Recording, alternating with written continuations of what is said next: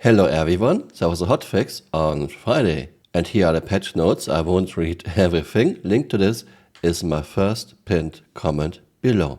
There's now a cap on trading. CRT wants to avoid real money trading. People who are selling Alpha UC on eBay. Now both parties need to be online and there's a limit of 1 million Alpha UEC. But Salty Mike tested this on stream. It's already broken.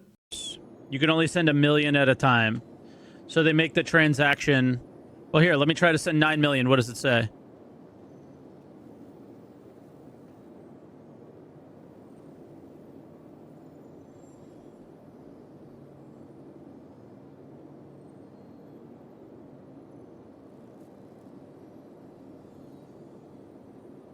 Did you get it, Corcon?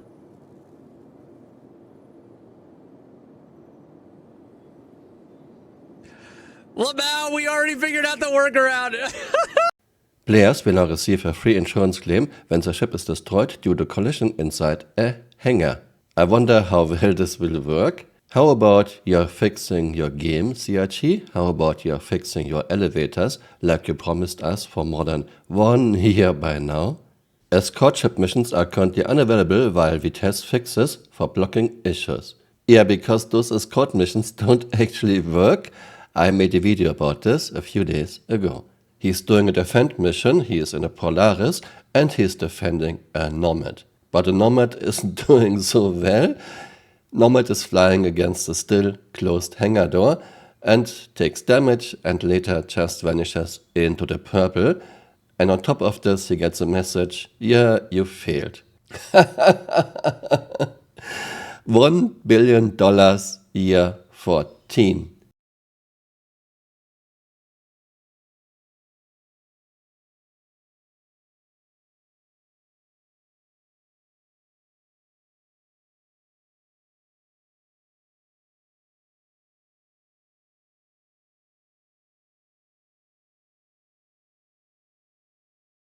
Sorry, but I need to revoke this contract. Foxwell needs its field operatives to uphold their corporate standard.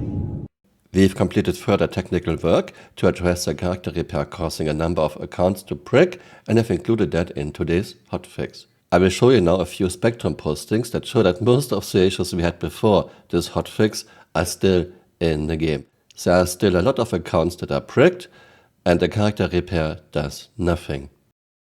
I don't take pleasure making such videos. No, I want Star Citizen to become a fantastic game and a huge success. But I have no hope left with such a terrible management. Chris and his cronies have no business managing such a very huge and very ambitious project. If you want to make a multiplayer game, if you are selling capital ships, if you are promising us huge battles, orc versus orc, you have to start from a good foundation. You have to make sure your code is solid and you have to make sure you have very good netcode. This is something CIG never did to this day. Instead, they are using old code that was never maintained and they are putting new things onto their old code. Old code that has lots of quick and dirty fixes, several layers on top of each other. The people who wrote the original code are not with CRG anymore. There's little to no documentation. And putting more and more things onto a terrible code base is a recipe for disaster. Everyone knows this. But Chris doesn't seem to understand this. For example, in 4.5 we got engineering and now CRG servers that were already way past capacity have to take care, have to distribute and have to store even more data. Why is no one telling Chris, hey Chris, this doesn't work? Because if you do this, if you speak up against Chris, you are not part of his team anymore. You better already have a new job. No, it is interesting though, and there are different ways. You know, what's funny is there was a cartoon that I'm sure Warren remembers too that included me, Warren, and Chris Roberts, and our different management styles, and the pitfalls of each of them, and the insult to they were all insulting. And the insult to Chris Roberts was game designed by decree, which really was the way Chris Roberts operated in many respects. I mean, Chris Roberts, the good part about Chris Roberts was when he'd had the vision for what a wing commander was going to be, and he came and sat down and pitched it to us all, we all went, damn, he's right, it's going to work. I mean, he could describe it in a way that you just knew he was right and it was going to work. And so everybody, we invested in it because he was right and it did work. The downside of that is that when you went to work with Chris Roberts, you did everything exactly the way he said to do it, period, or you were fired almost immediately. No second chances. I mean, he was very explicit with what he wanted, and you either did it that way or you were not part of his team. I literally heard him say, "Make that pixel blue, not green." And yeah, I mean, so it was a place where only certain individuals could survive it. I mean, they had to be very talented, but on the other hand, they also had to be very subservient in their demeanor, if you know what I mean. As a consequence, Chris surrounded himself with spineless yes men like Richard Tyra. Having no one who dares to challenge the boss, at least sometimes, is another recipe for disaster. Chris, you have to step down. You have no business managing this project. Your priorities are all wrong, Chris. Eye candy, cool cinematic, your interactive movie scored on 42, and there will be chapter 2 and 3, putting expensive art in all of your studios and your private cinema. Chris, you do not care about the stars as an MMO as long as it brings the money in, and it still does, sadly, big time. Stop throwing money into this fire. I will show you now some Spectrum threads. Artritrial 2 patch is broken. Guess what? The 6-hour patch time was extended to 16 hours. Here I am, day off again with kids not at home, excited to play, logging in, then from my hub, could not get out because the elevators did not work. Logged back in 3 times with different servers, same issue. I logged back in again and now the game is in an infinite loading screen. I tried repairing my game multiple times, but I simply cannot log back into the game. I've never been so frustrated to see this after a 16-hour long patch. I will stop supporting the game. I am fed up after backing the game for 12 plus years. I'm just amazed how a game studio in year 14 with more than $1 billion in funding cannot even get elevators to work reliably. I have no real explanation, I can only guess. CIG's code must be far worse than even I think. And of course, most of the $1 billion found their way into Squadron 42, not into the PU. I would be very surprised if the PU even received $100 million so far. Surkov, nobody puts a patch or production change on Friday, nobody except CIG. Airy, I'm shard locked with infinite loading screen too. First time trying to log in after patch. I didn't even get in game once. Lol.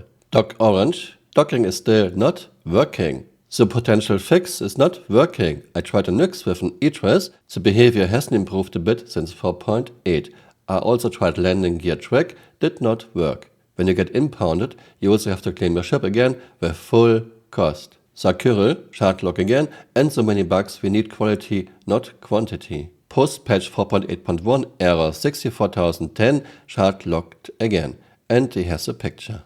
Error, spawn resolver error, code 64010. Please wait a few minutes before trying again, usually it does not work.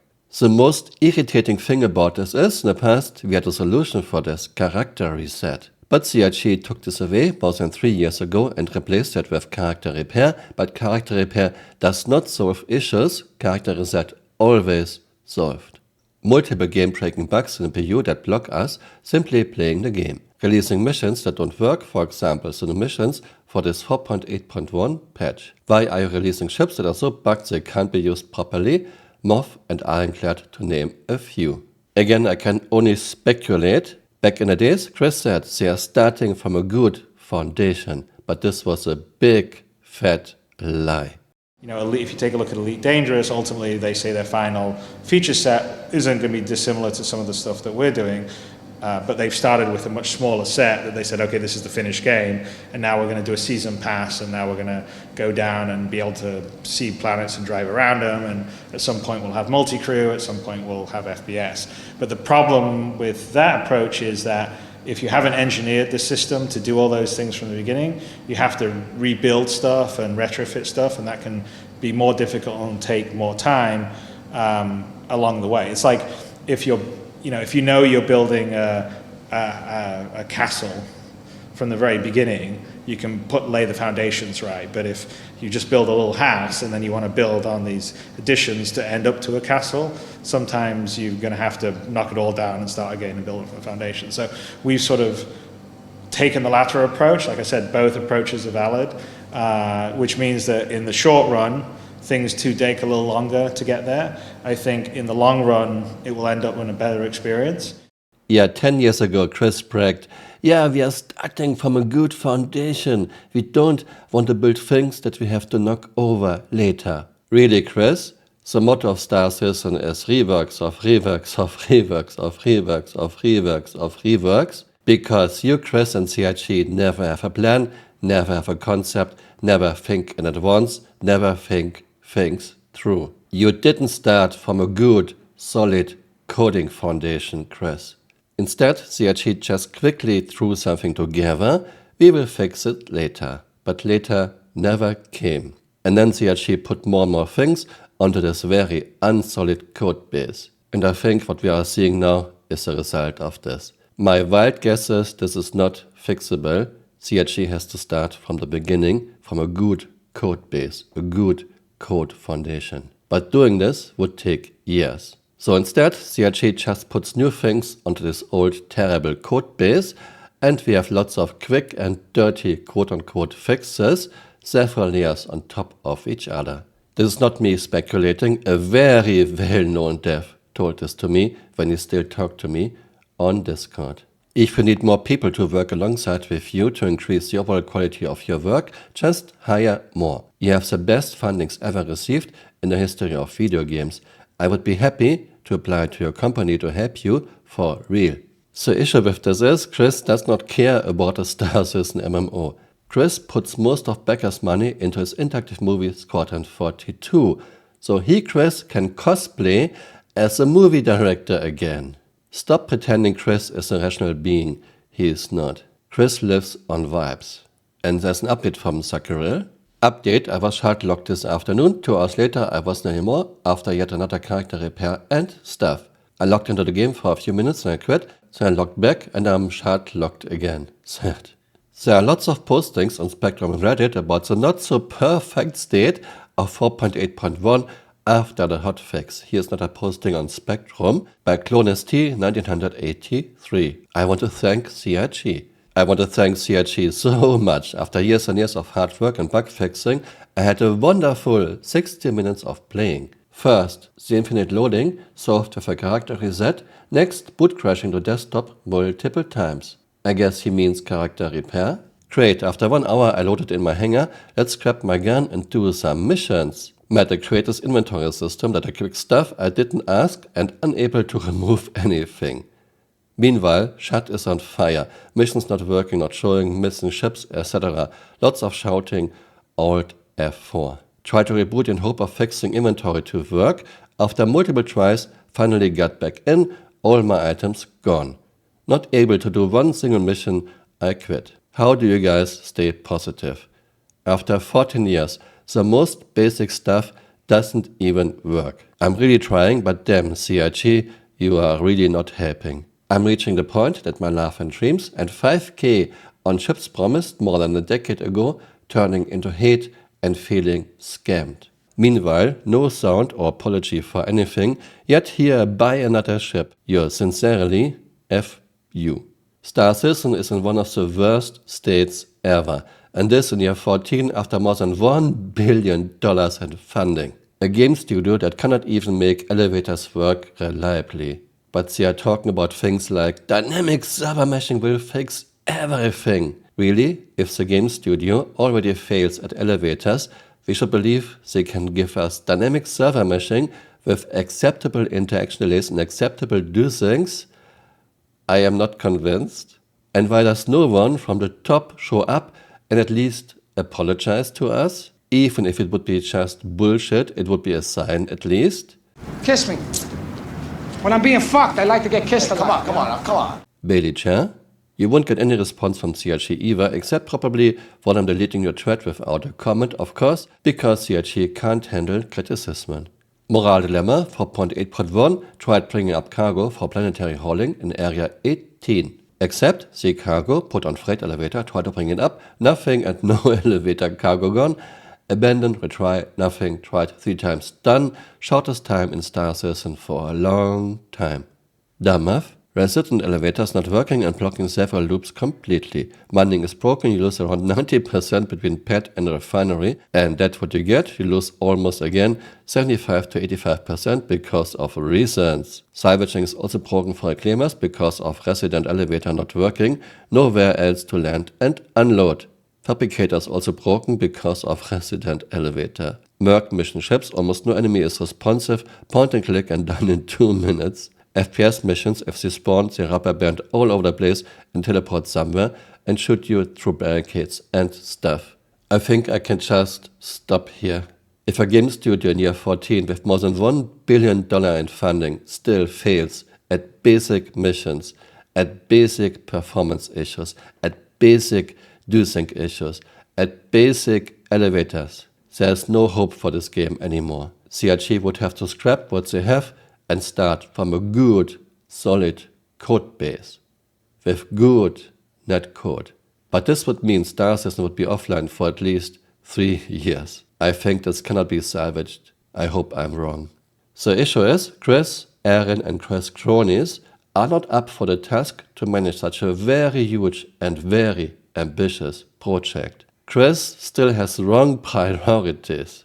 CRG cannot even give us a halfway decent user interface, a halfway decent inventory system, a halfway decent item interaction system, because for Chris everything has to look cool and cinematic and we need animations for everything. By the way, those animations are not even good. And I'm not happy if it takes 14 seconds for my character to stand up from a pilot seat, for example in Hammerhead. I'm not a lawyer, I don't know if there's any legal action possible, and even if, I don't think there's much money left from the 1 billion. So this wouldn't exactly be a lot of refund for us. I was very naive. I am way past concierge. I believed in Chris and CRG's promises, aka lies. I know by now we will never get a game Chris and CRG promised us in the last 13 years. Never. All we can hope for is a 1.0 with just 5 star systems, missing basics, missing mechanics, almost no physics, no alien worlds, buggy and laggy, boring and tedious gameplay, time sinks on top of time sinks, not even NPC crews, and even this is years away. Accept your loss, stop throwing money into this fire, please stop it. Stop financing Chris cosplaying as a movie director. Thanks for watching and see you next time. Bye. Auf Wiedersehen. Chris is an amazing young man. He wears dresses occasionally, yes, but don't we all have skeletons in the closet? It's not something to judge the man for, it's something to celebrate. And we celebrate Chris around here on the set, whether he's in his can-can outfit or not. We love him, we care about him, and we ask him to get some help. That's all. Hey, you're still here. You might want to join me on Twitter or on Blue Sky.